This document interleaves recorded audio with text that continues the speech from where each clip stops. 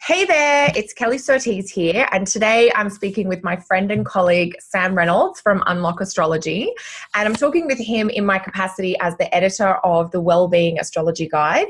Sam was kind enough to write an article for us in the 2019 edition, which is on sale now, and one of the big things we actually built the magazine around for 2019, of course, was Jupiter, all the Jupiter things, Jupiter moving into Sagittarius, the ninth house, which we've got other features on, but Sam's going to tell us a little bit about his article today, which is on one of the most exciting and eagerly anticipated transits we've had in years, which is Jupiter moving into Sag. So welcome, Sam. How are you doing today? I'm doing well. Thank you, Kelly. Thank you for having me. Thank you for allowing me to contribute to such a beautiful. Sam's got his writer's copy. Yeah, I really do love it. And I'm also excited about Jupiter in Sag. I mean, I've written a lot about Jupiter, which is why when you asked me, I jumped at the chance to write about Jupiter. I mean, I've written about Jupiter returns. So I've looked at all the different cycles and I pay attention to all the different movements of it.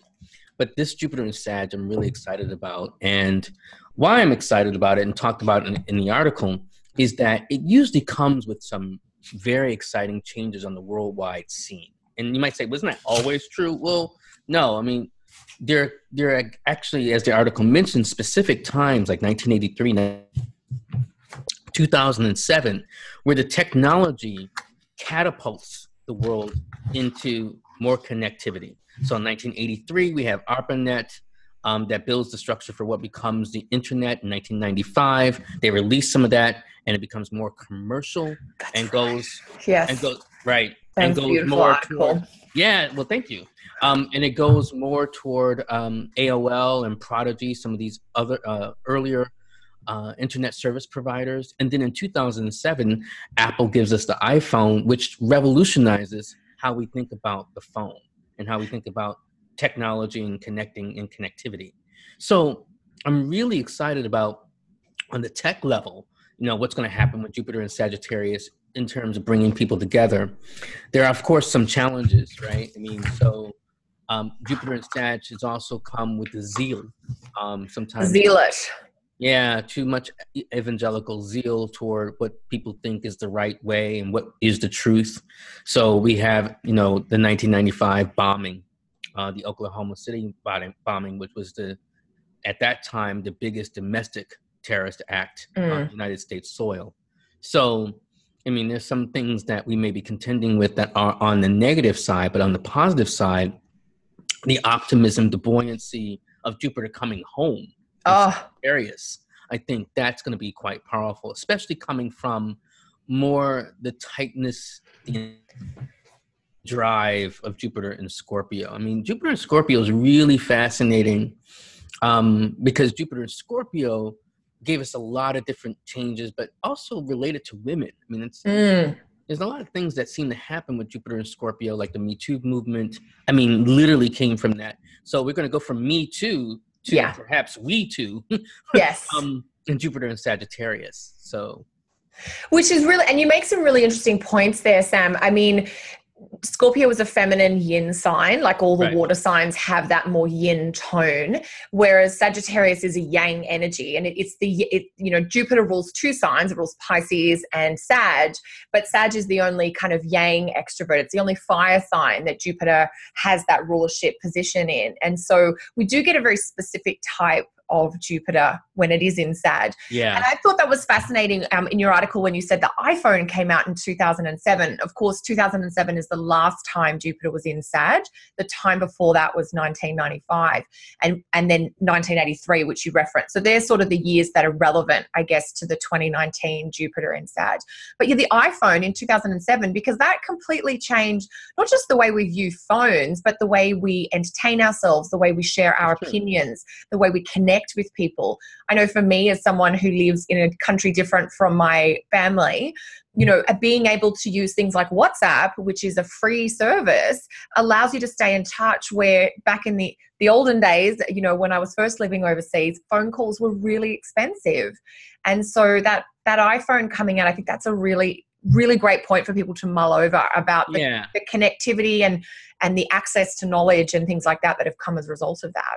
And we're gonna. So I'm pretty certain that we're gonna see something pretty revolutionary, something like innovative. tech. Yeah. Tech related. I mean, there are some more on the ground things and changes that happen that, as I relay in the article. So, for instance, like in terms of the World Trade Organization, trade becomes a big issue. Yeah, which was interesting because that was 95 too, wasn't it? So 95, we had this horrible terrorist attack in the States, but we also had the World Trade Organization really come into its own, which is a classic Sag thing because it's like international trade. That's Sagittarius.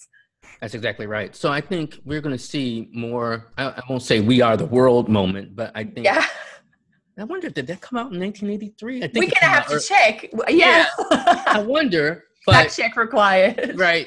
But it would be interesting to see that, that there's some way in which we blossom more in terms of world. And I think I also made a parallel in the article between the Jupiter and Sag and the Saturn and Sag. Yes. It's interesting.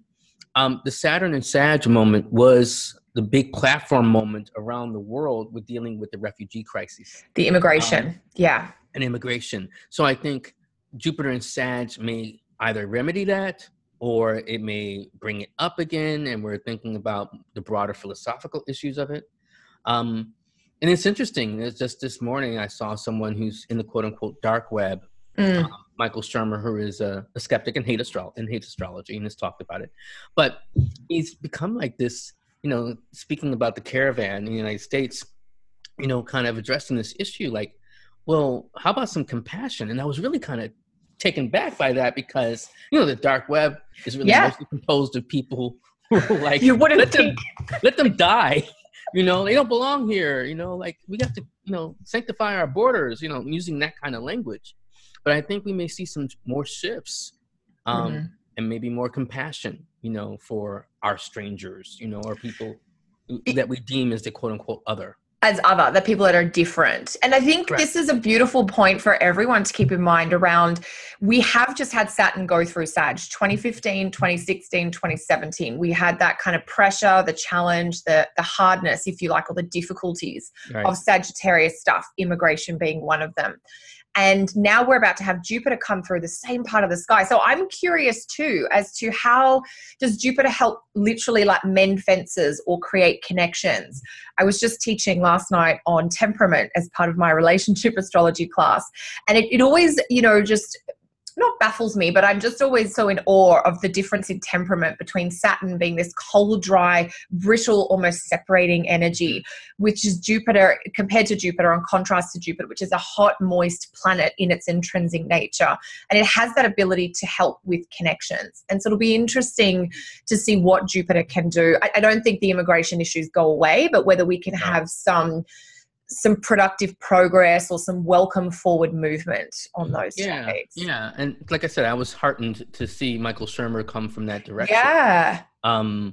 So maybe others might be moved that way too. And like I said, between the technology bridges that we come to see, and maybe we will find a way to contain some of the zealotry that seems to that is the up. shadow side, I guess, of Jupiter. I am concerned. I mean, Frank Clifford has written on this, not in the Wellbeing 2019 guide to my knowledge, but one of the things he's pointed out, and I'm missing the exact degree, but there's one particular degree around 19, I want to say 20 degrees Sagittarius, that seems to ignite something in Islam.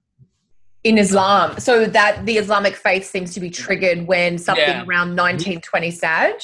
Yeah. I'll confirm that, man. But I think, as a Muslim myself, I have been curious, like, this is going to sound strange, but like, why have things been so quiet? And that's not me saying that it should be disruptive. I'm not saying that. Yes.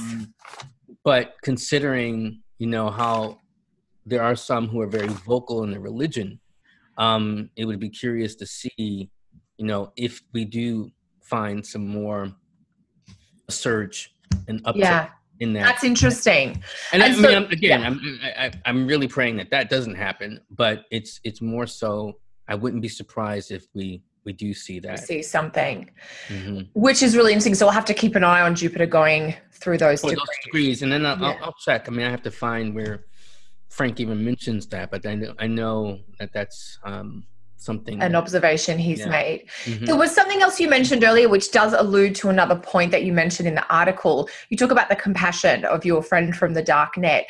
And that made me think, of course, one of the sort of the only major aspect I think that Jupiter and Sag will make in 2019 is the square to Neptune in Pisces. Right. He makes a brief one with Mars toward the end of November.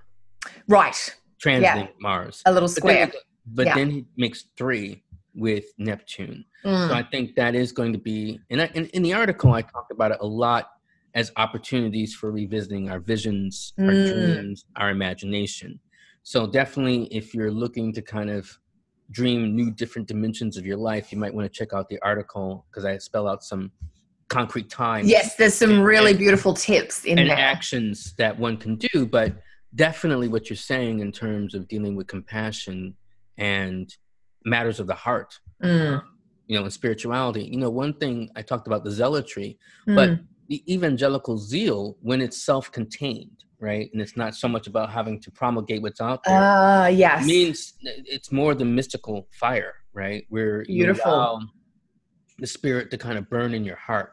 And so there are ways in which you can get more in touch with what's the driving mission spirit of your work, which by virtue of contacting that, I hope that leads to usually some measure of compassion and better relations to other human beings. That's where Jupiter's working at his best. At its best. And I think that's important. You kind of touched on another point that I think is key to make, is that there are some collective or global themes that we can see with Jupiter and Sag, but individually it is almost like a cycle or a chance to get in touch with that spirit fire. I loved how you described that inside you, to see if that can inspire you to maybe be more uplifted or have more integrity in your everyday interactions. Absolutely. Absolutely. I think that's another powerful aspect. I mean, the key word that's often associated with Jupiter is enthusiasm, which literally means, the presence of the God, right? Right. Enthusiast, so that idea of the theos, whether that you want to literally talk about God or, if you're an atheist, you want to talk about that spark. That's the etymology of the word, that enthusiasm is about being with God. Or something like that. Yeah. Yeah. Okay. I love it. Yeah. So enthusiasm, being able to embrace the sense of the spirits, the presence of the spirit. I think that's one of the key gifts of Jupiter. And, and as I mentioned, kind of try to be playful with it, not to curb your enthusiasm, but to manage your enthusiasm. And I think that's because the tendency in our culture is to be so cynical and sarcastic, which is so un-Jupiterian in a sense, ultimately. Yeah. And the cynicism is like, oh, I know the story. I mean, you need the enthusiasm, the fire burning in your heart to kind of set you ablaze and to go higher. The nature of fire, going back to the classical division of the elements, is to lift and to raise. Yes. So I think that's another aspect to honor with Jupiter, getting more in touch with your sacred fire. That's beautiful. And I think you hit on something really key there, that our culture, our modern Western culture, if you like, really encourages the downplay. Don't care too much, don't try too hard. You don't want to show that you're really passionate or enthusiastic about something. But in fact, what we really need, I guess, to lift us all up, or to add that sense of passion and enthusiasm to your life, is to take that enthusiasm, that flame that burns really brightly in you, and don't curb it, don't restrict it, don't limit it, channel it into something that can be uplifting for you and may have those positive ripple effects. And if people can't get with that in your life, then that's also time to evaluate how they fit in your life. If you become enthusiastic and they're still trying to throw their cynical bucket of water on it, exactly. Then you have to evaluate, well, is this person really my friend? Is this person really supporting me? Is this person good for my soul flame, basically? Right. Soul flame, yeah, that's a beautiful way to put it too. I mean, I think that's important, and not for you to throw the water on it yourself, because that's also yeah. Sam, I want some more of this. I'm like, this sounds really good. I think a lot about Jupiter. I mean, and it comes from a really interesting place. Like, Jupiter is he has been my least favorite planet. So I'm okay. So you've had to really kind of learn about him to get on board with him, basically. in order to better appreciate his gifts and his wonders. I'm more a Saturnian guy, and it's like, I also have Jupiter in Virgo, which is where he's in detriment. Yeah. So Jupiter and Virgo would do the cynical well. Right. And that's how I had to make peace with enthusiasm. That's why I know about that, because I had to look at, especially this is going to be important for, Jupiter and